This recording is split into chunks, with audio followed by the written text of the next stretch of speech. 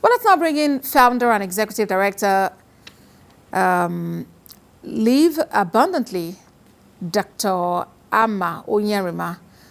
He joins me for more on the abduction of the Chibok schoolgirls 7 years on. Thank you for joining us on TVC News at 10. Well, a child born 7 years ago would at this time be in, say, basic 3.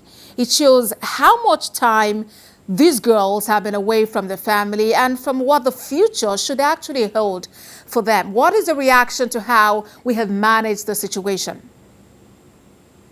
Well, as you spoke and I listened to the data that you were running off, it was quite distressing and reprehensible that we're still talking about the Chibok girls and all the children that continue to be abducted from their schools.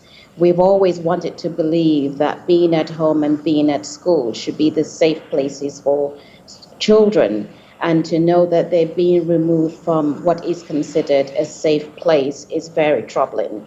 At this point in time, really increased steps must be taken to continue to educate our children.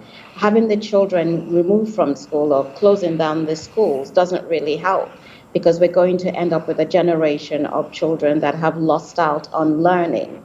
So it is very important that the government and communities come together and figure out how they can educate the children from home, whether it's informally or using virtual classrooms.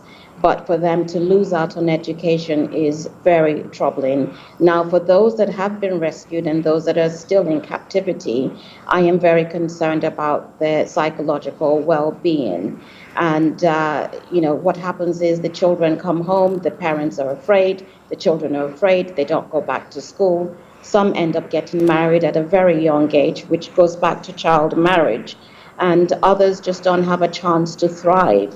Indeed, it's a whole lot that is at a stop when a child isn't educated. And Amnesty International has mentioned that about 600 schools have been closed in Nigeria as a result of insecurity. Talking about the Chibok girls, the publicity that their abduction garnered is believed to have made the insurgents see them as assets that could be used to get whatever they wanted from government. So going forward with the push for a new hashtag until all are free campaign, how would you suggest we go about this? Well, at this point in time, it has to be more than a campaign. There have to be actionable steps taken. Having slogans does not help to release the girls and does not get the message across. I think many people have become, for lack of a better word, tone deaf, because it continues and it continues, and you can only take so much of it. Parents are worried, communities are worried, even children are worried. Children should not have to worry about how they get to school and how they come back. So things have to come into place whereby the safety of the children in school, getting to school, being in school, and being able to get home safely is important. When parents drop off their children at school or children make their way to school, we always hope and want our children to come home. So several years ago, the Safe School Initiative was started in 2014. I don't think that initiative is in effect anymore, and it all goes back to accountability. We need to be accountable for the things that we say we're putting in place to support our students, our children, to keep them safe, to keep the community safe. All right, Dr. Onyerima.